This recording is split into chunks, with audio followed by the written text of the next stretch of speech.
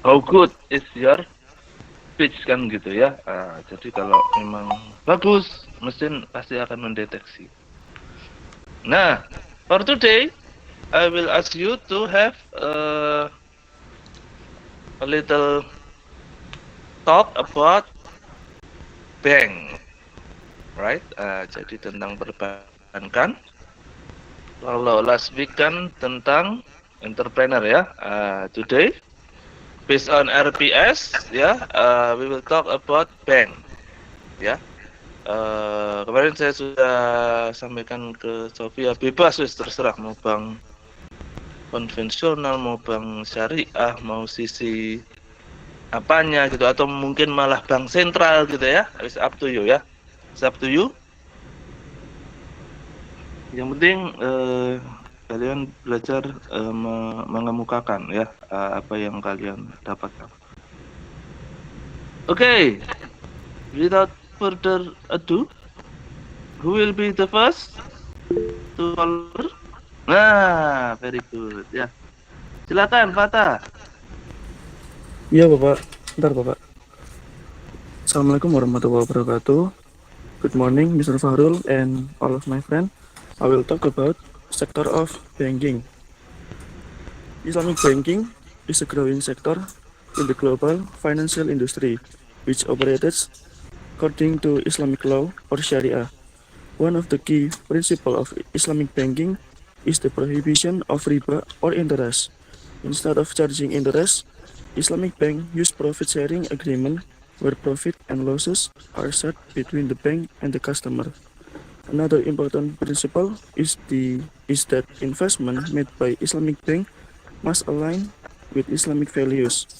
This means they cannot finance business involved in activities prohibited by Islam, such as alcohol, gambling, or unethical practice.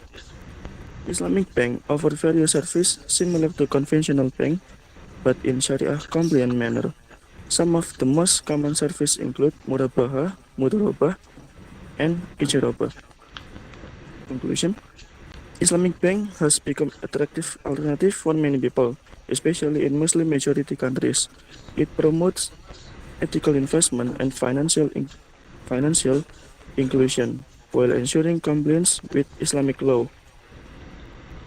As the demand for Islamic banking grows, it is likely to continue expanding both in Muslim and non-Muslim countries around the world. Thank you. Wassalamualaikum warahmatullahi wabarakatuh. Okay, very good, Fata ya. Jadi membahas tentang Islamic Bank ya, bahwa dia sedang tumbuh. Ya, thank you, Fata. Ya, backgroundnya asik gitu ya, dia lagi di taman-taman ya. Okay, who's next? Ayo, raise your hand. Silakan. Sofi.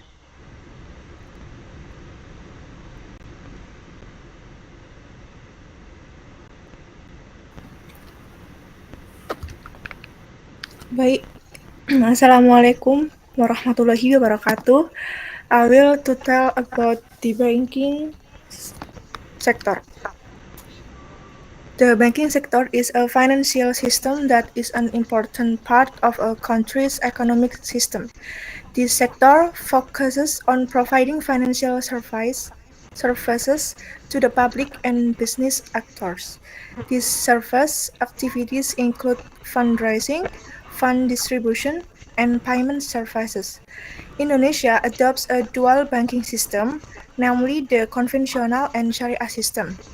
The Sharia banking sector divides Sharia banking institution into two types, namely Sharia commercial banks or Bank Umum Syariah and Sharia financing banks or bank pembiayaan. The difference between the two lies in the service, where Sharia commercial banks provide various banking services in accordance with Sharia principles, such as savings, loans, and financial transactions. Meanwhile, Sharia financing banks focus more on financing both for business activities and investment. Sharia financing is a typical product in the Sharia banking sector because it is based on traditional Islamic contracts that are implemented by following the modern era. This financing consists of musyarakah, mudharabah, murabahah, ijarah, istisna, qard, wakalah, wadiah, and others. The implementation of the financing is based on Sharia principles without using elements of usuri or riba, maisir, and horror. The use of financing uses a profit-sharing system with an agreement between both parties. Thus, the portion of profit and loss is divided fairly. Financing products provide many benefits for customers who not only provide financial solutions, but also support the development of a more sustainable society and economy. Thank you. Oke, ya, thank you Sophia. Cuma satu aja ya. I will tell ya, I will tell, nggak usah pakai to ya. I will tell. Nah, jadi setelah will itu langsung verb one ya.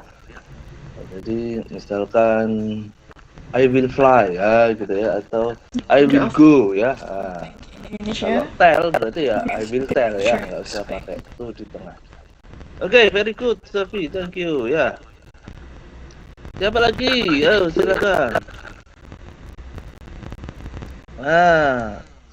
Aulia. Baik, Pak, sebelumnya mohon maaf saya mau izin off cam karena kan sinyalnya terpental kalau misalnya saya off cam sambil nge-record. On cam sambil nge-record. Ya, no problem. Oke. Baik, Assalamualaikum warahmatullahi wabarakatuh. Right now I will tell you about one of the Islamic bank in Indonesia. The bank is BTPN Syariah. The 12th Islamic bank in Indonesia is Bank BTPN Syariah, a subsidiary of Bank BTPN which owns 70% of the shares. Following the spin-off the Syariah business unit from PT Bank Tabungan Pensiunal Nasional and a conversion process that focuses on providing services to empower customers in inclusive communities and inclusive financial development. BTPN Syariah was officially registered as the 12th Sharia commercial bank in Indonesia on June 14, 2014. Tepat, terwujud niat baik lebih cepat. The study of underprivileged families in Indonesia, known as unbankable segment or financial inclusion, was conducted with the aim of providing opportunities for those living in rural areas in Indonesia to develop. This happens due to the absence of collateral, legal records, or financial records. Currently, BTPN Syariah is the only bank in Indonesia where all its financing customers are women. Almost all of the field staff are also women, and they raise funds from prosperous families or groups and distribute all of them to productive underprivileged families in Indonesia based on Sharia, with public company governance standard with good performance. Product and services at Bank BTPN Syariah include funding and financing. The funding product consists of, the first one is Tepat Tabungan Syariah, saving products with wadiah yet domano contracts given to Tepat Syariah financing customers and non-financing customers. A product to support inclusive finance where customers can have the confidence of transacting bill payments, purchasing credits, transferring funds, as well as transacting cash and cash withdrawals at Mitra Tepat BTPN Syariah. The secondly is Tepat Tabungan Platinum, saving for individual customers and companies, which is managed based on profit sharing and agreement, use mudharabah mutlakoh contract, provides flexibility in making unlimited cash withdrawals in free of monthly administration fees, terms and conditions apply from optimal returns. The next one is tepat tabungan rencana, planned means of savings so that it's easy to realize various dreams with various choices of monthly deposit and term periods. Use mudharabah mutlaqah contracts.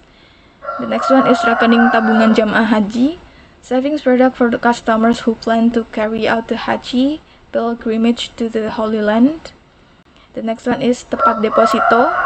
Deposito based on profit sharing agreements use mudharabah mutlaqah contracts between BTPN Syariah as mudharib and customer as fund owners, or we can call sohibul mal, with a period ranging from 1 to 28 days and 1 until 24 months in rupiah. The last one is tepat giro. The fund placement product use a wadi'ah yadamana contract, providing flexibility for customers to transact using check or billet. For financing product, including the first is tepat pembiayaan syariah kelompok, financing that is specifically aimed at productive underprivileged women is carried out based on sale and purchase agreement, use wakalah wal murabahah contract. And the next one is tepat pembiayaan modal kerja syariah kepada perusahaan pembiayaan. Through this product, the bank distributes financing to Islamic finance companies to meet the financing needs of end user customers from Islamic finance companies that are currently not met by the bank. The bank synergies with PT Bank BTPN as the parent entity to strengthen the application of the prudential principle in the process of distributing financing to customers. The next one is tepat pembiayaan produktif syariah kepada perusahaan segmen ultra mikro. Working capital and investment financing is aimed at companies or institutions that support the ultra micro segment. Through sale and purchase agreement, use murabahah contracts to increase the bank's assets and build a business ecosystem with strategic partners to expand the range of service and increase financing benefits so that they can meet the needs of customers that are currently not able to meet by BTPN Syariah. And the last one is tepat pembiayaan syariah individu. Tepat individual syariah financing is financing with the purpose of working capital, investment, and consumptive provided to community customers and non-community customers. That's it. Oke, very long ya, tapi very complete ya. Saya justru tertarik yang tadi ya, bahwa ternyata banyak wanitanya tadi ya. Terus dia berdiri 2014 itu berarti Ekis yang pertama itu ya, angkatan Ekis pertama 2014. Ya, thank you Aulia ya. Yeah. Ya, next we will have Zela.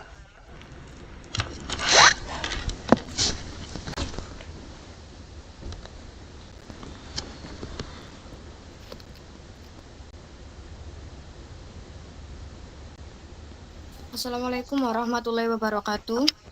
Good morning everyone.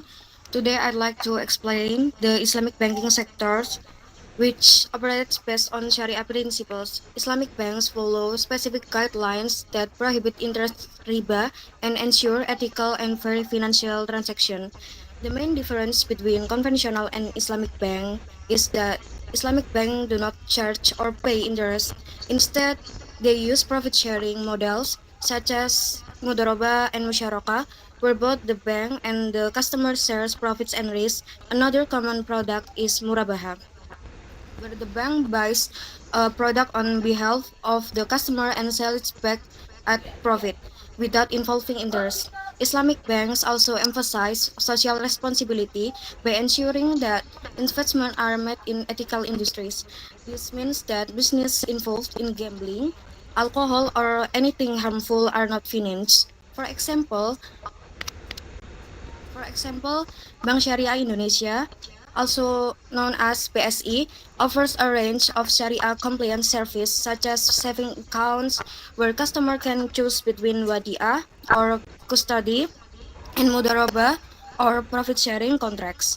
In mudharabah, the bank invests the customer's money in approved ventures, sharing the profits based on an agreed ratio. BSE also provides business financing through murabaha, where the bank buys and sells goods to customer at a profit, and musyarakah, a partnership model where the bank and the customer share both capital and profit or loss. Additionally, home financing options like murabaha and musyarakah mustanakisah, diminishing partnership, help customers purchase properties without involving interest, ensuring that all transactions comply with Islamic principles. Overall, Islamic banking promotes fairness, transparency, and shared responsibility, making it an important alternative in today's financial world. That's all for me. Thank you. Oke, thank you Zela ya. Tadi suaranya ini tapi ya, apa timbul tenggelam ya. Jadi kadang kenceng, kadang pelan gitu ya. Mungkin apa HP-nya kadang jauh, kadang dekat gitu mungkin ya, atau ada sedikit masalah dengan mic-nya ya. Tapi overall very good ya. Thank you Zela. Oke, who's next? Ayo silakan.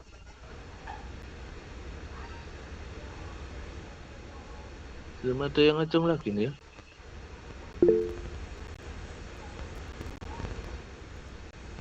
Nah, Nabil ya, silakan.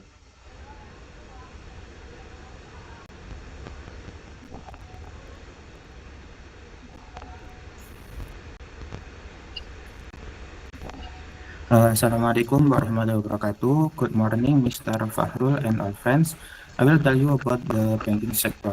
Bank Perkreditan Rakyat Syariah or BPRS is a specialized financial institution in Indonesia that operates based on Islamic banking principles. Like conventional BPRS primarily serves micro, small, and medium-sized enterprises, as well as individuals in rural and underserved areas.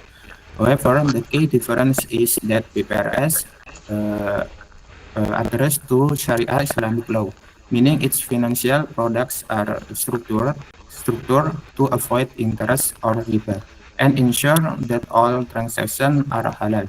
Instead of charging interest, BPRS employs profit-sharing agreements, partnership, and other Sharia compliant financing models, making it an attractive option for individuals and businesses seeking ethical banking services aligned with Islamic values. BPRS offer a range of Sharia compliant financial services, including mudharabah, profit sharing, murabah or cost plus financing, and ijarah or leasing contracts. These products allow BPRS to provide financing for small businesses, agricultural ventures, and personal needs in a way that is fair and transparent. By following Islamic financial principles, BPRS foster trust and ensure that both the bank and its clients share the risks and benefits of their financial agreements. This model is particularly beneficial for communities that prefer banking services aligned with their religious belief and ethical standards, while also supporting local economic development. Maybe that's all for me. Thank you. Oke, thank you ya Nabil ya. Jadi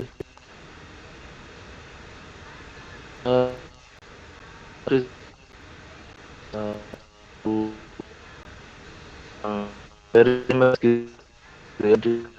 besar.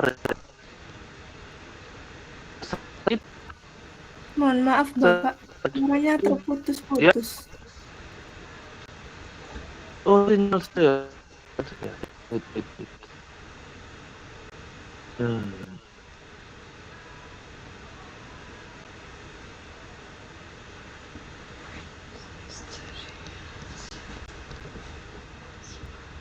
Halo, halo, halo. Sudah mendingan nggak? Ya, sudah Bapak. Ya, ya, ya. Oke. Tadi pakai apa? M3 sekarang ganti ke Telkomsel ya. Oke. Jadi BMT-nya itu sangat besar ya, sangat besar. Jadi dia harusnya sudah naik kelas menjadi BPRS ya, BPRS. Cuman karena satu dan lain hal, kemungkinan besar karena dia takut kena pajak, akhirnya dia ini ya. Jadi kalau ibarat orang itu kayak cheating gitu ya, cheating itu apa ya bahasa Indonesianya ya? Jadi alih-alih menjadi BPRS di BMT yang sangat besar ini dia memecah perusahaannya menjadi perusahaan yang lebih kecil-kecil gitu ya, gitu ya. Itu yang disayangkan para ahli ya. Jadi seharusnya dia jadi BPRS yang bisa menjangkau kalangan lebih banyak begitu ya, bisa menjangkau kan kalau BPRS kan besar ya asetnya ya. Jadi dia bisa membiayai perusahaan gitu ya. Atau bisa jadi mungkin BMT itu memang belum percaya diri begitu ya untuk naik kelas jadi BPRS. Padahal asetnya sudah luar biasa. Ya, thank you Nabil. Next, ya silakan. Siapa? Ada lagi? Raise your hand.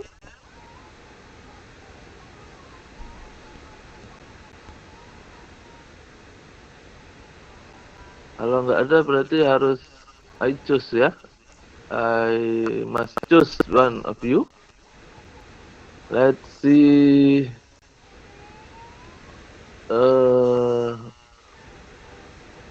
Alvado, are you there, Alvado?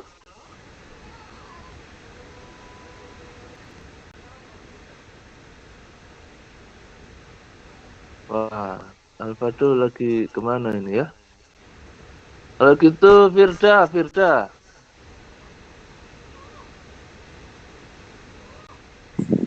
Baik Bapak, Halo? izinkan.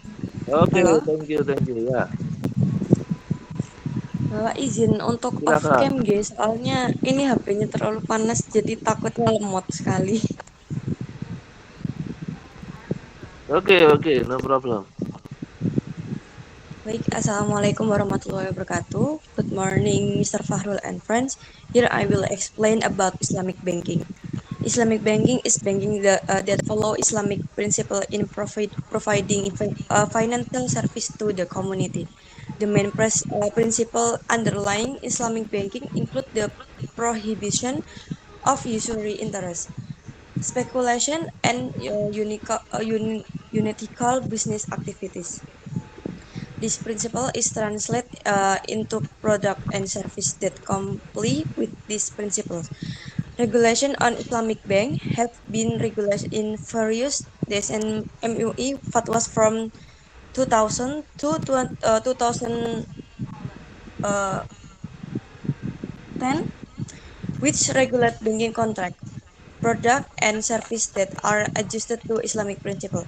Bank Indonesia, as the monetary authority in Indonesia, has a central role in overseeing the implementation of the principle of prudence and operational standard applied by Islamic Bank. The Sharia Supervisory Board or DPS is tasked with overseeing the compliance of Islamic Bank with this principle and ensuring that business activities based on Islamic principle can run in accordance with applicable provisions. Islamic banking offers a variety of products and services that are in accordance with Islamic economic principle. The following is more detailed explanation of the main product and service offered by Islamic bank. Number one, Islamic saving and deposit. Number two, Islamic finance. From Islamic finance include number one, murabaha, a sale and a purchase transaction with a predetermined price markup. The bank buys goods desired by the participants and sell them to the participant at a higher price. Number two, musyarakah, a form of cooperation between the bank and the participant to invest in a particular project of or business. Profit and losses are divided according to the proportion of capital invested. Number three, mudorabah, a form of cooperation between the bank or as the capital owner and the participant as the capital manager. Profit are dividend based on previous agreement, while the bank is responsible for losses.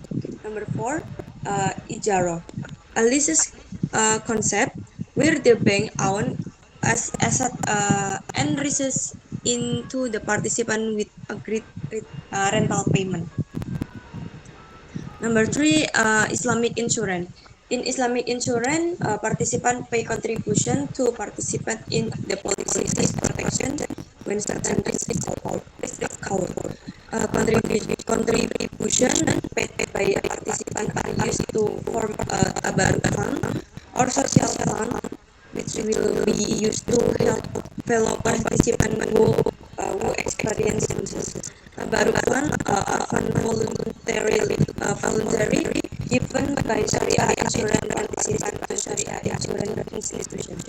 This fund aim to help fellow participants in Syariah insurance community when they loss or insurance related costs. Thank you.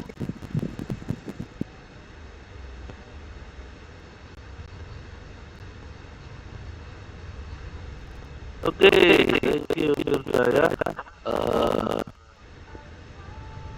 Unfortunately, ya sayangnya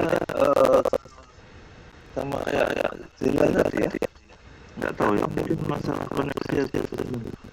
Suaranya timbul tenggelam ya, kadang gelap, kadang kencang ya, ya mungkin sama kayak saya di sini ya, apa masalah sinyal. Ya, next, Mutiara.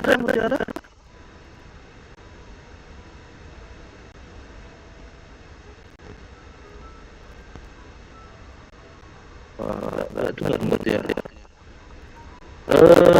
Bibi.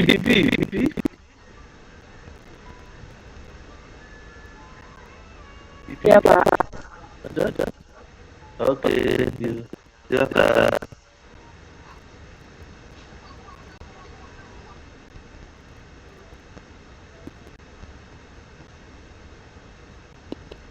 Assalamualaikum warahmatullahi wabarakatuh. Currently, Indonesia adopts a dual banking system. The dual banking system allows transfer to systems simultaneously. Namely, interest banking or conventional bank and non-interest banking or Sharia bank. In the conventional banking sector, there are commercial banks, rural-related banks, and foreign banks. While in Sharia banking, there are Sharia commercial bank, Sharia financing bank, and Sharia business unit. The existence of a dual banking system creates new homes for reduced banking risk, thereby reducing system problem if a financial crisis occurs. This indicates that the government should further increase the significance of Sharia banking in the economy so that it can synergize with conventional banking. The various advantages of Sharia banking are expected to improve the Indonesian economy so as to create a clean and equitable economy in all levels of society. Although the majority of Indonesia population is Muslim, the government chooses as dual banking system so that all groups in society can adapt. The advantages of Sharia banking are seen in their stability, especially during the economic crisis, where the disadvantages lie in the underdeveloped infrastructure. In contrast, conventional banks have better infrastructure but are vulnerable to interest rate fluctuations. With various advantages and challenges, the dual banking system provides an opportunity to improve the Indonesia economy. Thank you.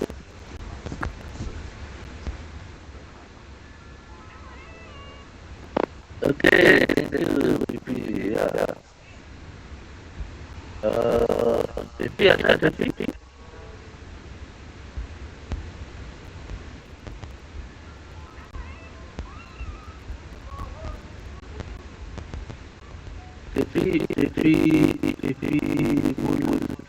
Bibi bulan dari ya.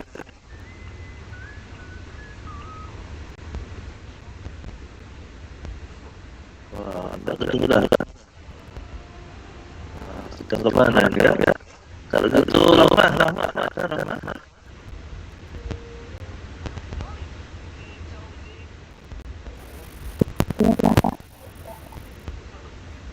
Oke, silakan.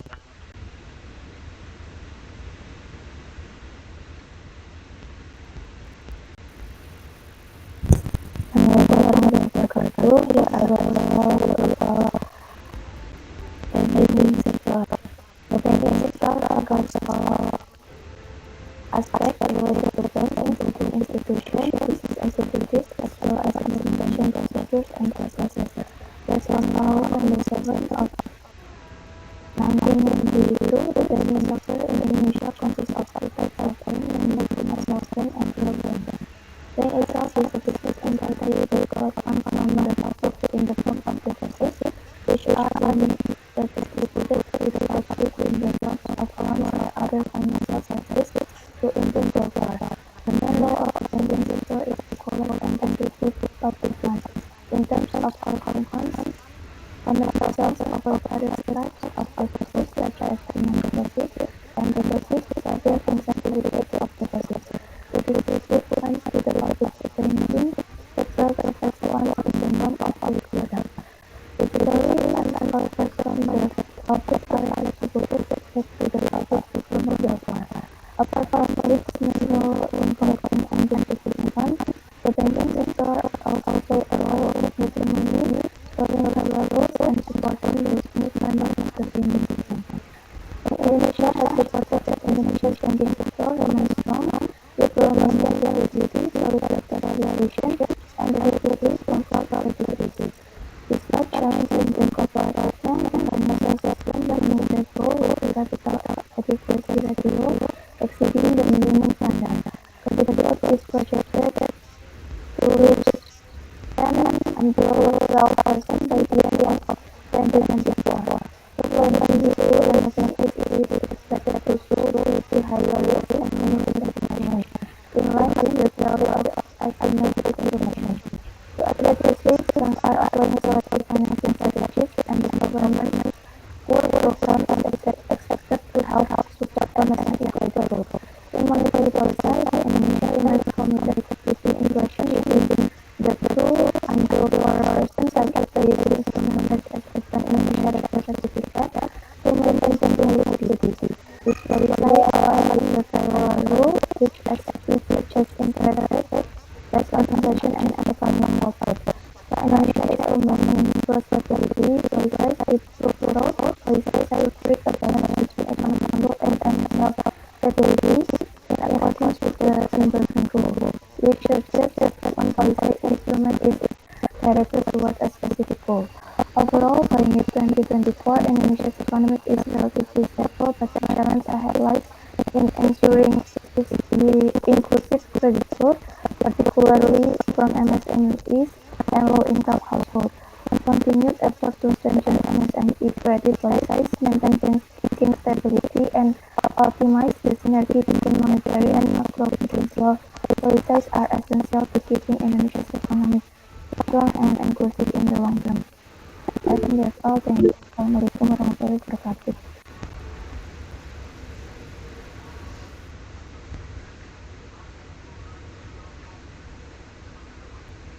Oke, thank you ya. Sayangnya suaranya kecil ya, tapi beberapa bagian bisa tertangkap ya. Siapa yang Raisa itu ya? Oh, Raisa ya, silakan. Baik, terima kasih Pak Harul atas waktunya. Assalamualaikum warahmatullahi wabarakatuh. Here I will explain news related to the banking sector as reported by Kompas.com with the title Credit Growth Slow but Quality Improve. Jakarta Kompas.com, the Financial Service Authority (OJK) note that banking credit distribution grew slowly on an annual basis year-on-year and even fall on a monthly basis month-to-month. In August 2024, Chief Executive of OJK Banking Supervision Ediana Ray said that the value of banking credit until August 2024 will reach 7,500 trillion. If viewed on an annual basis, the credit value grew 11.40%, lower than the previous month growth of 12.40%.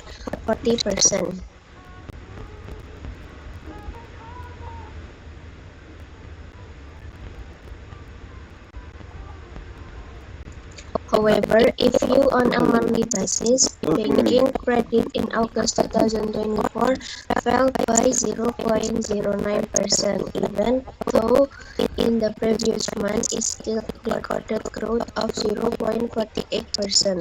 Even though growth is slowing, the quality of banking credit is observed to be improving, as reflected on the falling non-performing loan NPL ratio. It was recorded that the gross NPL ratio was 2.26% and the net NPL was 0.78% in August 2024, lower than the previous month's position of 2.27% and 0.79% respectively. Meanwhile, banking liquidity conditions were observed to be increasingly tightening. This is reflected in the ratio of liquid asset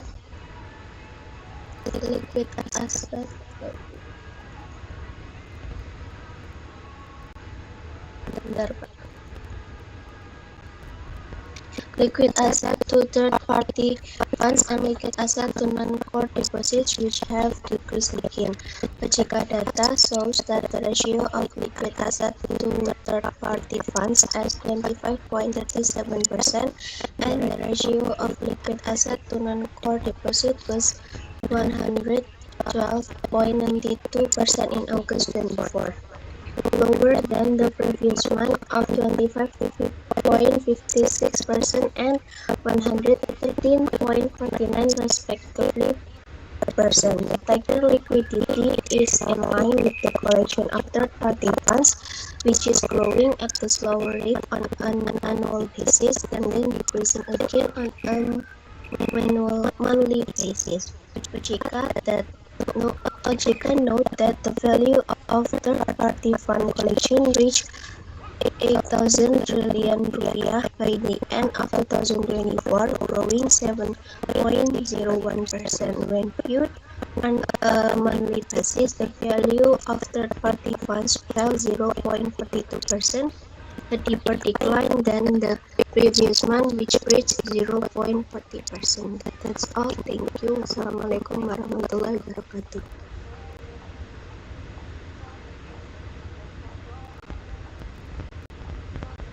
Oke, ya, thank you. Nah, ini baru pada cuman ya. Coba ini. Muhammad. Ya, Muhammad, silakan. Okay. Baik. Assalamualaikum warahmatullahi wabarakatuh. Mr. Fahrul and my friend, today I will explain about Central Bank of Indonesia, or Bank Indonesia.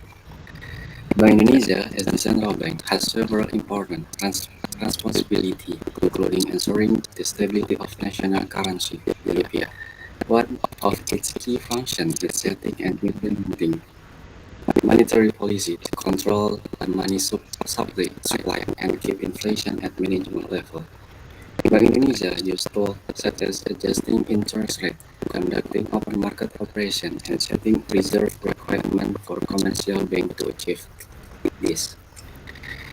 Additionally, Bank Indonesia oversees the payment system, ensuring smooth and efficient transactions, including electronic payments and clearing processes, to prevent disruption.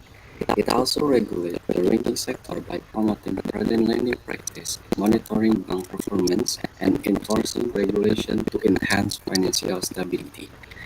Since 2005, Bank Indonesia has used the Inflation Targeting Framework, or ITF, as its core monetary policy, aiming to keep inflation low and stable by influencing short-term interest rate and using other monetary tools. Bank Indonesia also works closely with the government and other financial regulators to align policies that strengthen macroeconomic stability and prevent financial crisis. I think that's all for me. Thank you.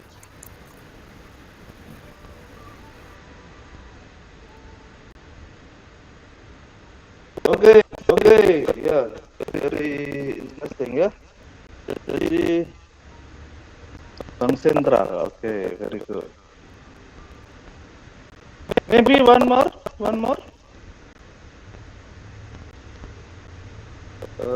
Siapa ya? Fathor, ada Fathor. Iya, Pak.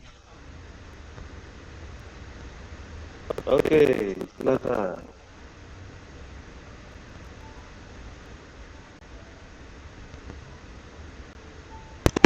Oke, Assalamualaikum warahmatullahi wabarakatuh.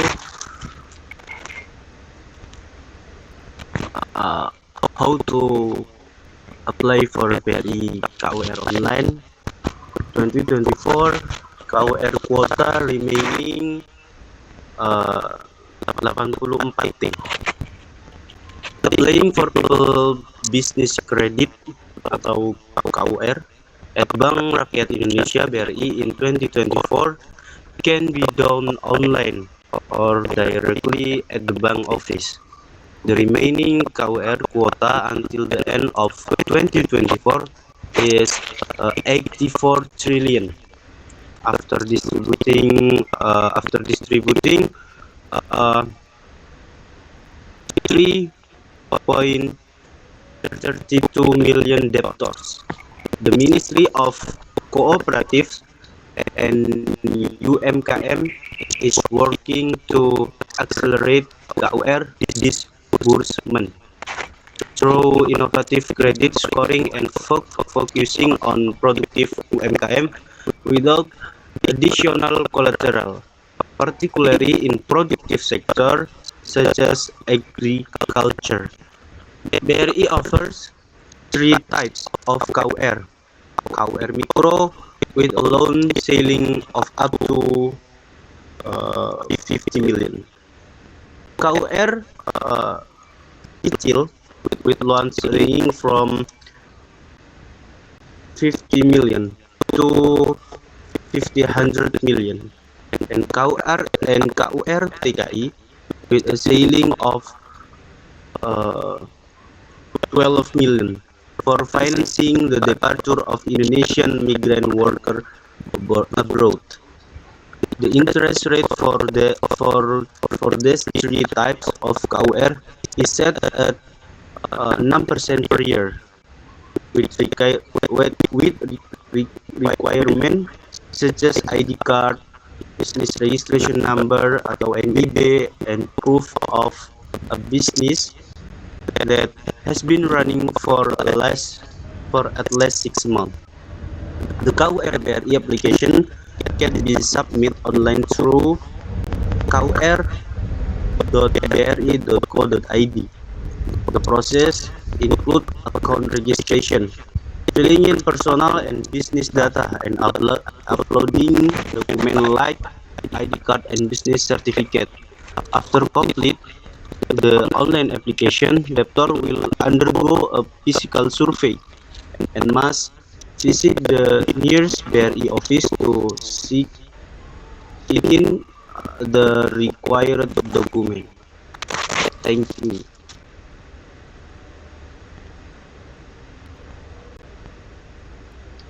Oke, thank you ya. Jadi apa namanya? Yang terakhir ini sangat sangat to the point gitu ya. Kalau pengen cari kredit BRI begini caranya ya. Very good ya, Fatal. Thank you. Nah, so this is our last meeting ya before mid test. Saya mau bikin UTS-nya gampang-gampang saja ya. Nah, gitu ya. Dan nanti gampang saja ya, very enjoyable ya. Nanti pas UTS ya, kalian akan menyanyi ya, menyanyi ya, singing in English ya, English song ya. Terserah habis lagu apa ya.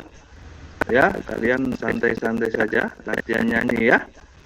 Karena nilai kalian itu sudah banyak terangkum dari yang kalian sampaikan tiap minggu itu ya. Nanti pas UTS kita senang-senang saja ya. Nah, tapi jangan lupa for today's dialogue ya, the text you send to WhatsApp group, right? I want to read the rest of the team ya. Maksudnya yang belum ngomong pada kesempatan ini. Oke, gitu ya. Let's close our meeting today with doa akhir majelis. Subhanakallahumma bihamdik, asyhadu an la ilaha illa anta, astaghfiruka wa atubu ilaik. Yeah, hopefully you can enjoy your day and we get ilmu yang bermanfaat. Apa bahasa Inggrisnya ilmu yang bermanfaat ya? The science that susah ya. Pokoknya ilmu yang bermanfaat ya. Ya. See you next, maybe not next after mid test karena pasti akan diganti dosen lain ya, maybe di pelajaran yang lain. Wassalamualaikum warahmatullahi wabarakatuh. Waalaikumsalam warahmatullahi wabarakatuh. Waalaikumsalam.